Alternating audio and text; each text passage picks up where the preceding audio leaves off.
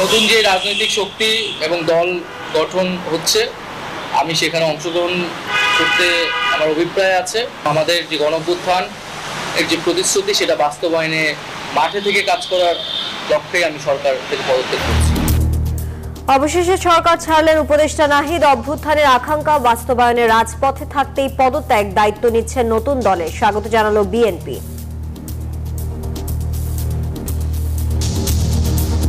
এই অঙ্গনের সকলের অধিকার আছে দল গঠন করার, সকলকে স্বাগত জানাতে হবে।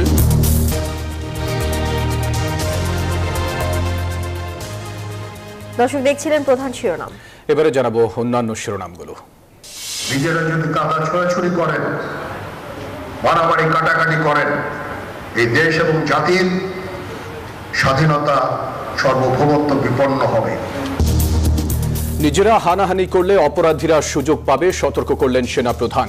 দলগুলোর ঐক্য ধরে রাখার তাগিদ তারেক রহমানের।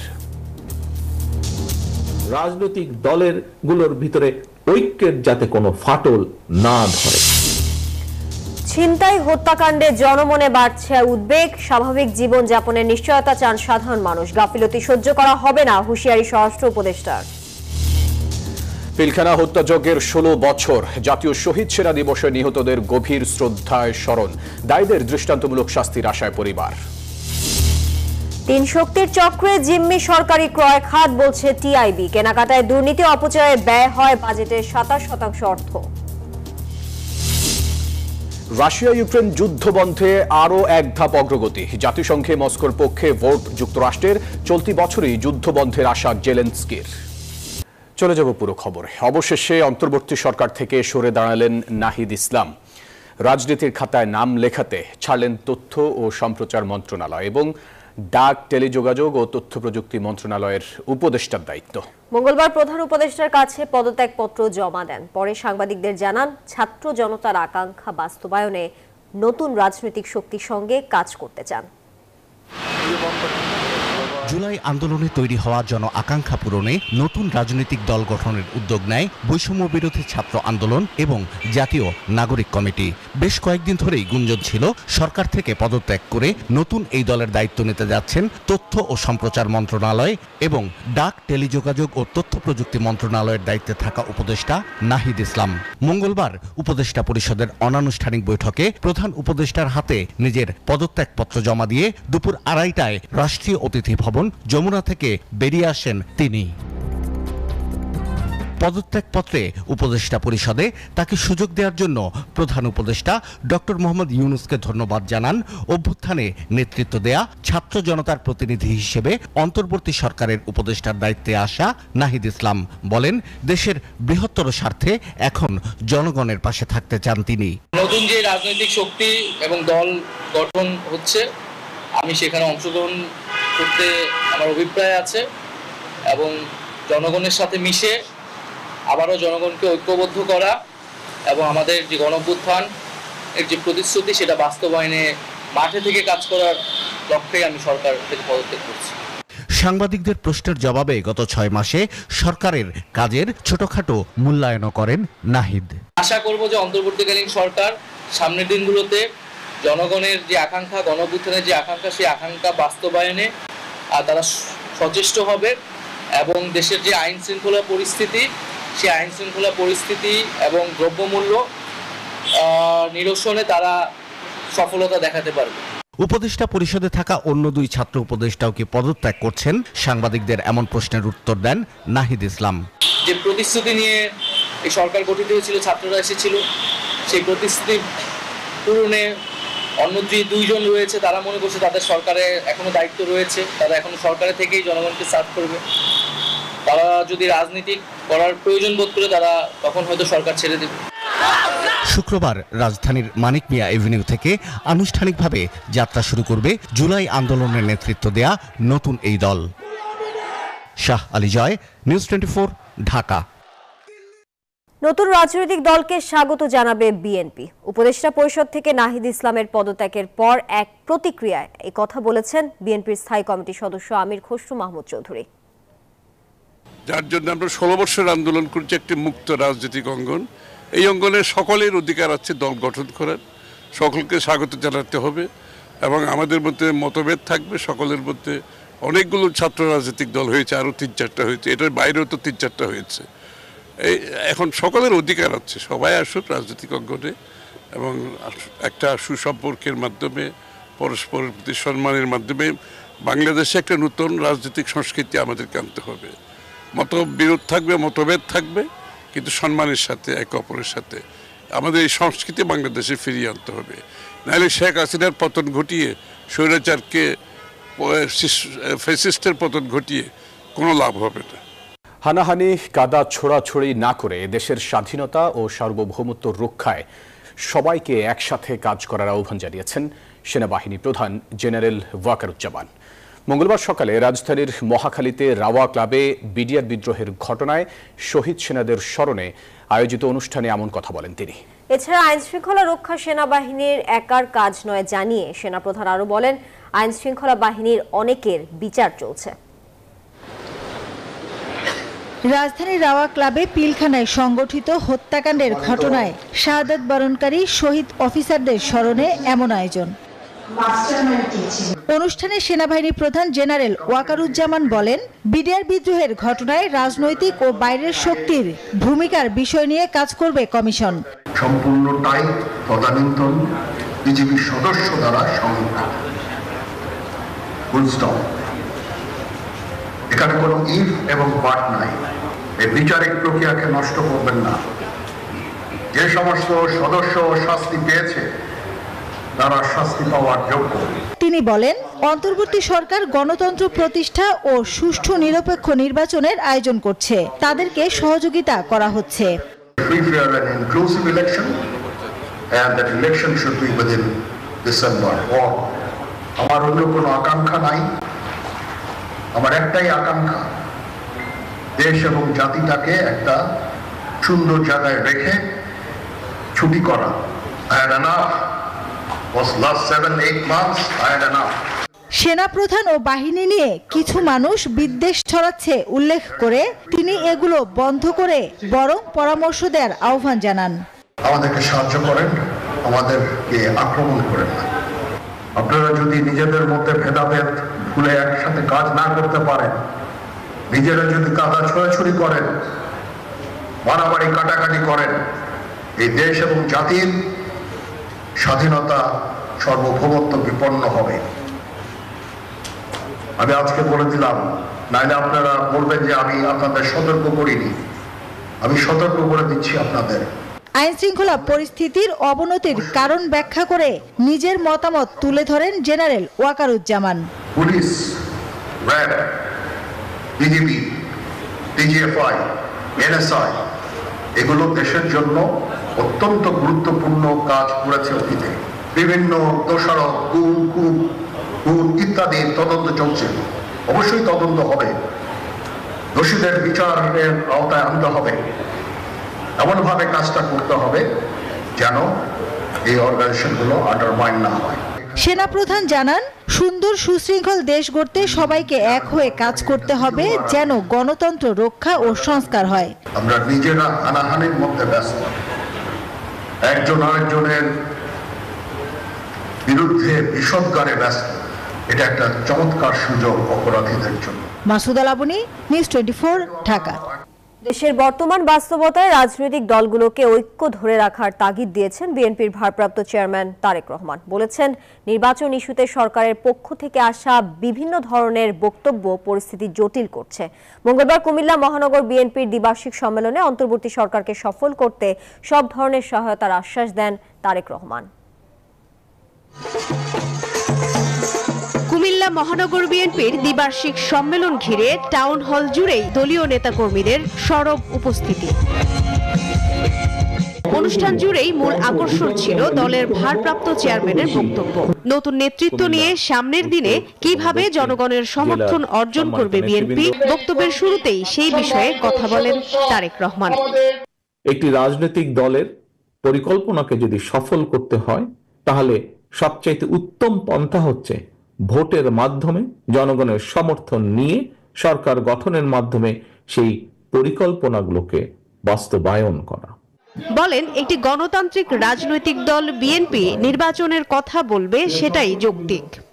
বাংলাদেশে এই মুহূর্তে নির্বাচন যদি বিলম্বিত হয় তাহলে কারা সুবিধাপ্রাপ্ত হবে, কাদের স্বার্থ উদ্ধার হবে, এটি আজকে একটি গুরুত্বপূর্ণ বিষয়।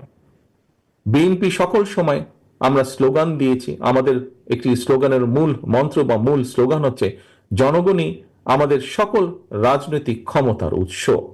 জনগণই বিএনপির সকল রাজনৈতিক ক্ষমতার উৎস জানিয়ে তারেক রহমান বলেন, দেশে যত বেশি গণতন্ত্রের চর্চা হবে তত বেশি দেশকে ষড়যন্ত্রের হাত থেকে রক্ষা করা যাবে। আমরা চাই দেশে স্থিতিশীলতা নিয়ে আসতে, কারণ দেশকে যদি সামনের দিকে এগিয়ে নিতে হয়, দেশের মানুষের ভাগ্যের পরিবর্তন যদি আমাদেরকে ঘটাতে হয়, তাহলে অবশ্যই দেশে স্থিতিশীলতা নিয়ে আসা অত্যন্ত প্রয়োজনীয়। কিন্তু আমরা লক্ষ্য করছি অন্তর্বর্তীকালীন সরকারের কিছু কিছু ব্যক্তির বক্তব্যে বিভিন্ন রকম অস্থিতিশীলতা তৈরি হচ্ছে।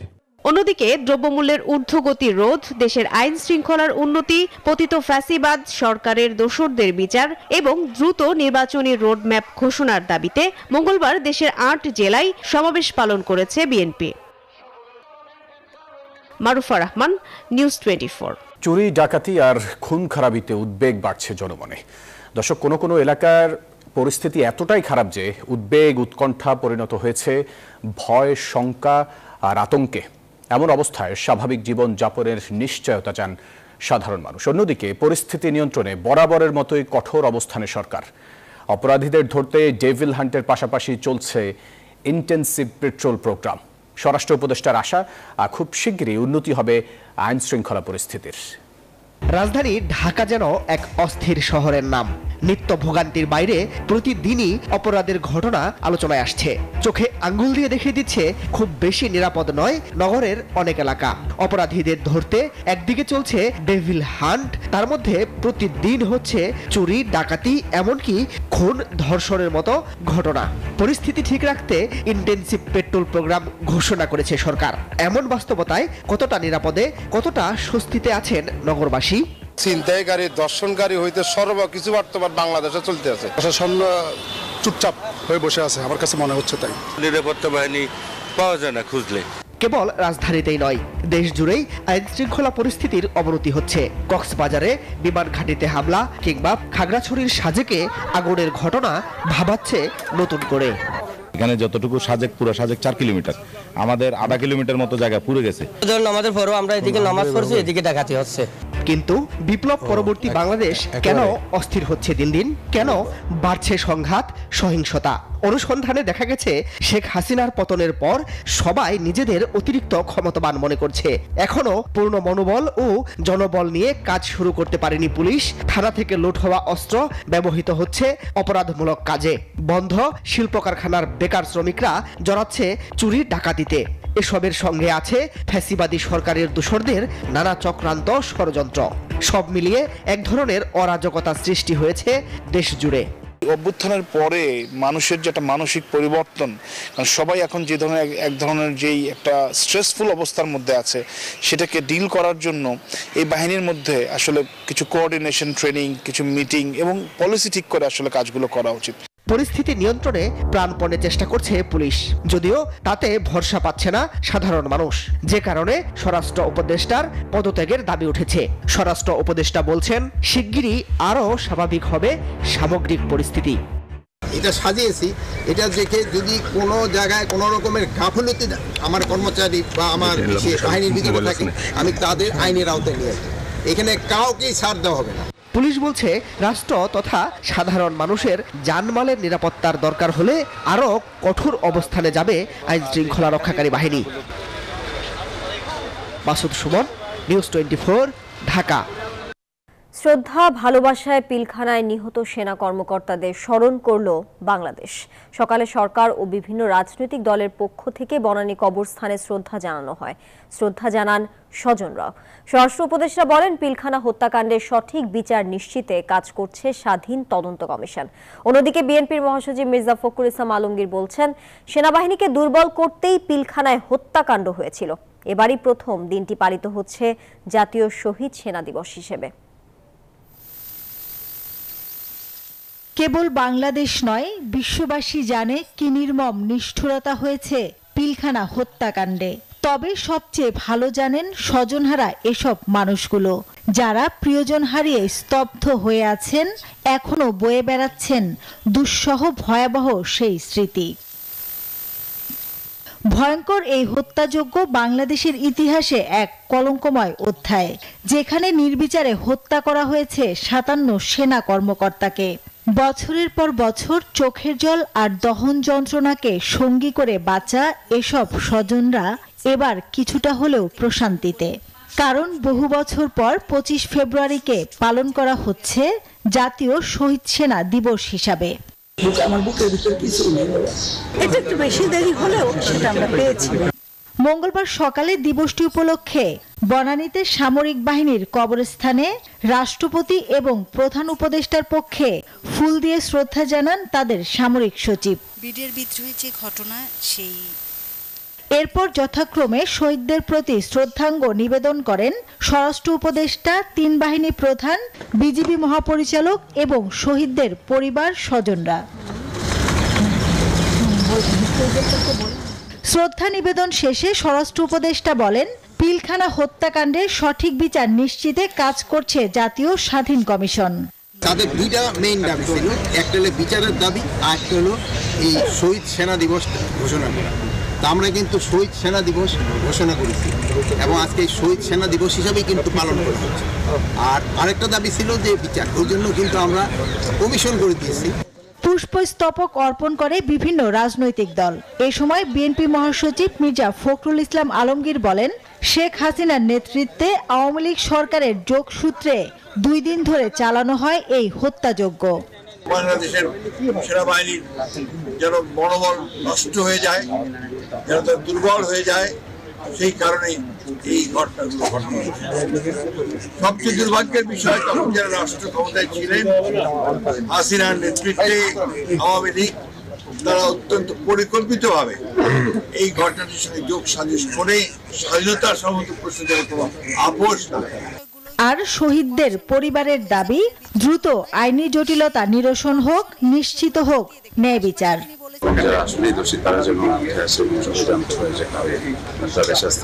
ওই দিন কাউকে আসলে একেবারে ইনোসেন্ট বা একেবারে নিরপরাধ বলা কোনোভাবেই সুযোগ নেই। 2009 সালের 25 ও 26 ফেব্রুয়ারি বিডিআর বিদ্রোহের ঘটনায় 57 সেনা কর্মকর্তা সহ 74 জনকে নির্মমভাবে হত্যা করা হয়। মাসুদা লাবনী, নিউজ 24, ঢাকা। কিছু মানুষ দেশে নৈরাজ্য ও বিশৃঙ্খলা তৈরির চেষ্টা করছে, এমনটি অভিযোগ করেছেন বিএনপির মহাসচিব মির্জা ফখরুল ইসলাম আলমগীর। মঙ্গলবার বিকেলে বিএনপির আলোচনা সভায় তিনি বলেন, দেশের স্বার্থে কাদা ছোড়াছড়ি বন্ধ করে সবাইকে ঐক্যবদ্ধ থাকতে হবে। অন্তর্বর্তী সরকারকে শক্ত হাতে দেশ পরিচালনার আহ্বানও জানান তিনি। দাবি জানান দ্রুত নির্বাচন দেয়ার। বিজয় অর্জন করে নিয়ে আসেন। রাজধানীর ইঞ্জিনিয়ার্স ইনস্টিটিউশনে বিডিআর হত্যাকাণ্ড ও জাতীয় শহীদ সেনা দিবস উপলক্ষে আলোচনা সভার আয়োজন করে বিএনপি। বিডিআরের সাবেক ডিজি শাকিল আহমেদের ছেলে রাকিন আহমেদ অভিযোগ করেন, শেখ হাসিনা ও ভারতের মদদেই পিলখানা ট্র্যাজেডি ঘটেছিল। আমার বাবা মার নির্মম হত্যা, সেনা অফিসারদের নির্মম হত্যা, শুধুমাত্র ক্ষমতা টিকার জন্য, প্রতিবেশী রাষ্ট্র স্বার্থ হাসিল করার জন্য।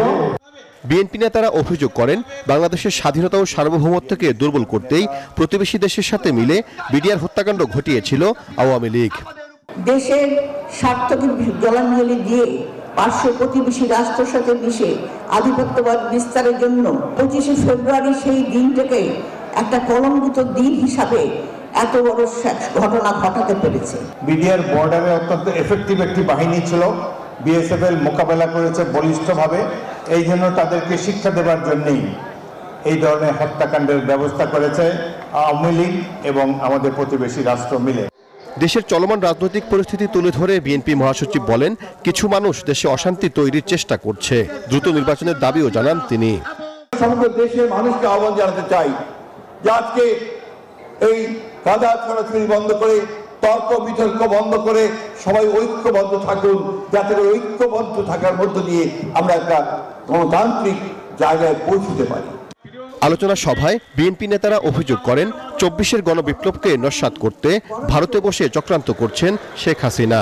আজকে সেই আধিপত্যবাদী শক্তি যারা বিদায় হয়েছে তারা যাতে ফিরে না আসতে পারে। সাইফুল ইসলাম, নিউজ 24, ঢাকা। দর্শক, সময় হলো একটা বিরতির। ফিরছি আরো খবর নিয়ে, সাথে থাকুন। স্বাগত আরো একবার। দেখছেন নিউজ 24 সংবাদ। চলে গেলেন বিএনপির বর্ষিয়ান নেতা আব্দুল্লাহ আল নোমান।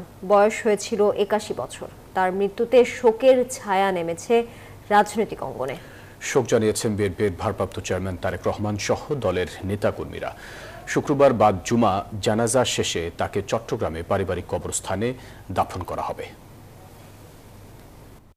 সাবেক সংসদ সদস্য ও দুইবারের মন্ত্রী আব্দুল্লাহ আল নোমান মঙ্গলবার সকাল ৬টায় ধানমন্ডির নিজ বাসায় অসুস্থ হয়ে পড়লে নেওয়া হয় হাসপাতালে। সেখানে কর্তব্যরত চিকিৎসক তাকে মৃত ঘোষণা করেন। তার মৃত্যুর খবরে শোকের ছায়া নেমে আসে রাজনৈতিক অঙ্গনে। ধানমন্ডির বাসায় সমবেত হতে থাকেন অনেকে। শোক প্রকাশ করেন বিএনপির ভারপ্রাপ্ত চেয়ারম্যান তারেক রহমান সহ দলের নেতাকর্মীরা। জানাজার জন্য মরদেহ নেওয়া হয় ধানমন্ডিতে। সেখানে প্রথম জানাজা শেষে বাদ জোহর দ্বিতীয় জানাজা অনুষ্ঠিত হয় সংসদ ভবনে। এরপর বাদ আসর নয়াপল্টনে তৃতীয় জানাজা অনুষ্ঠিত হয়। অংশ নেন তার দীর্ঘদিনের রাজনৈতিক সহকর্মী ও বিভিন্ন সংগঠনের নেতাকর্মীরা। বিভিন্ন রাজনৈতিক দলকে ঐক্যবদ্ধ করে যে ক্ষেত্র প্রস্তুত করেছিলেন, সেই পথ ধরে বাংলাদেশে জুলাই আগস্টের পরিবর্তন সাধিত হয়েছে।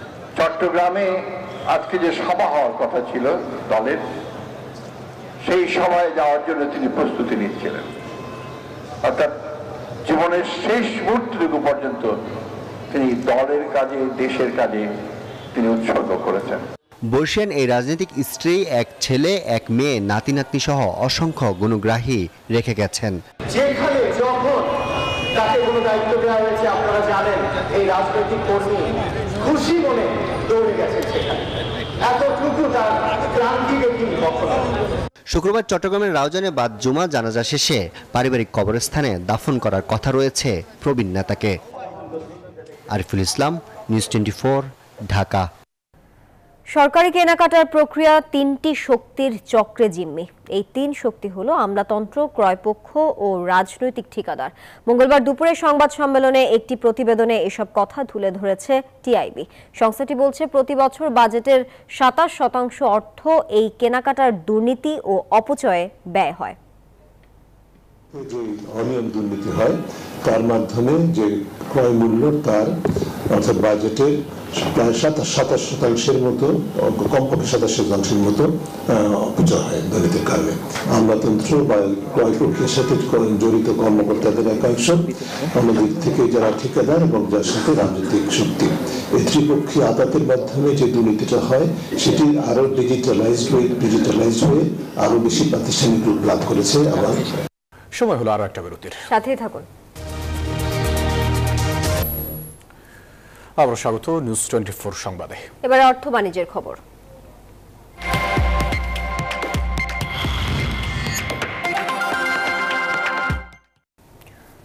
রমজানে নিত্যপণ্যের দাম কোনোভাবেই যাতে না বাড়ে সেই চেষ্টা চলছে, জানিয়েছেন অর্থ উপদেষ্টা ডক্টর সালেউদ্দিন আহমেদ। দুপুরে সচিবালয়ে সরকারি ক্রয় সংক্রান্ত উপদেষ্টা পরিষদের বৈঠক শেষে সাংবাদিকদের এই কথা জানান তিনি। অর্থ উপদেষ্টা বলেন, প্রয়োজনীয় নিত্যপণ্যের সরবরাহ নিশ্চিতের উদ্যোগ নিয়েছে সরকার।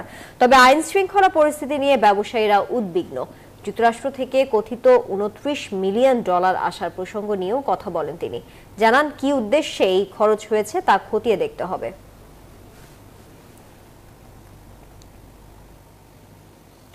এবার আন্তর্জাতিক প্রসঙ্গ।